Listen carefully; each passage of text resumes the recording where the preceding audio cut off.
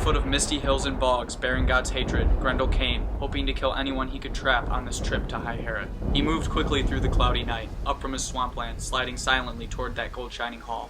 He had visited Hrothgar's home before, knew the way, but never, before nor after that night, found Heorot defended so firmly, his reception so harsh. He journeyed, forever joyless, straight to the door, then snapped it open, tore its iron fasteners with a touch, and rushed angrily over the threshold. He strode quickly across the inlaid floor, snarling and fierce. His eyes gleamed in the darkness, burned with a gruesome light.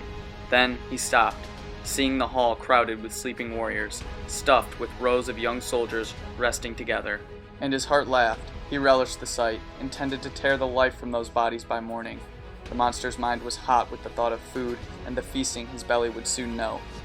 But fate that night intended Grendel to gnaw the broken bones of his last human supper. Human eyes were watching his evil steps, waiting to see his swift, hard claws.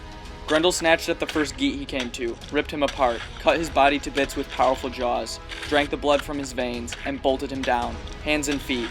Death, and Grendel's great teeth came together, snapping life shut.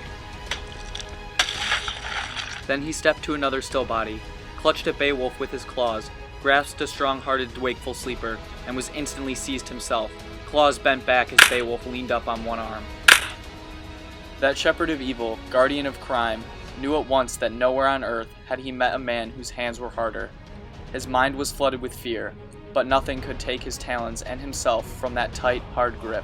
Grendel's one thought was to run from Beowulf, flee back to his marsh and hide there.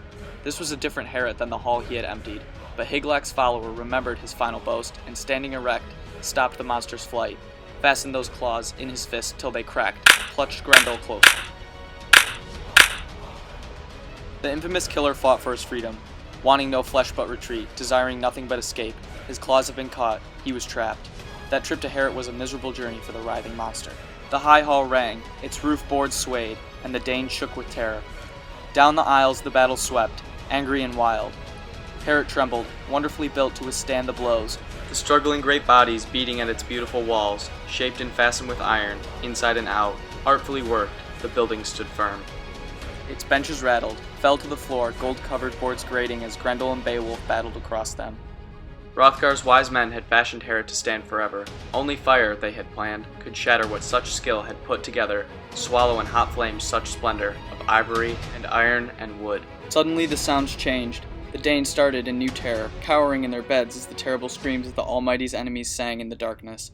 The horrible shrieks of pain and defeat, the tears torn out of Grendel's taut throat. Hell's captive caught in the arms of him who of all men on earth was the strongest.